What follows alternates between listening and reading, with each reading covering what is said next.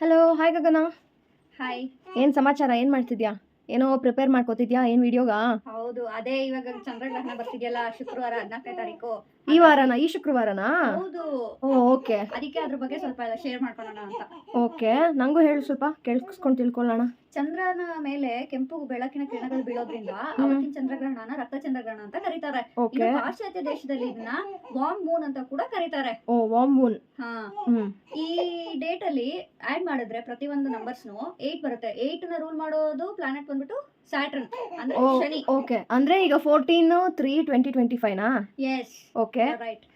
So ಈ date ಬಂದ್ಬಿಟ್ಟು ಶನಿ ಪ್ಲಾನೆಟ್ ರೂಲ್ ಮಾಡೋದ್ರಿಂದ ಆಲ್ಮೋಸ್ಟ್ ಈ ಚಂದ್ರಗ್ರಹಣ ಶನಿಯ ಒಂದು ಪ್ರಭಾವದಿಂದ ಬೀರಿರುತ್ತೆ.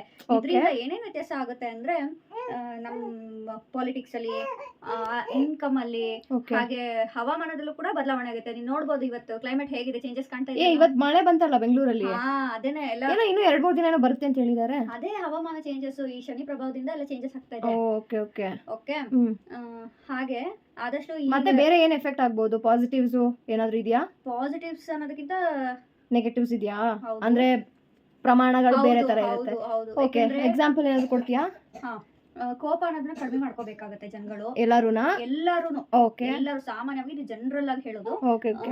ಶನಿ ಪ್ರಭಾವ ಹಾಗೂ ಈ ವರ್ಷ ಬಂದ್ಬಿಟ್ಟು ಮಂಗಳನ ಒಂದು ಆಡಳಿತ ನಡೀತಾ ಇರುತ್ತೆ. ಸೊ ಅಗ್ರೆಷನ್ ಅನ್ನೋದು ಜಾಸ್ತಿ ಇರುತ್ತೆ. ಆದಷ್ಟು ಹಠದಿಂದ ಮಾಡೋದು ಅವೆಲ್ಲ ಕಡಿಮೆ ಮಾಡ್ಕೋಬೇಕು. ಜೊತೆಗೆ ಚರ್ಚೆಗೆ ಈಡಾಗುವಂತಹ ವಾದಗಳಲ್ಲಿ ನಾವು ಇಂಟರ್ಫಿಯರ್ ಆಗ್ಬಾರ್ದು. ಓಕೆ.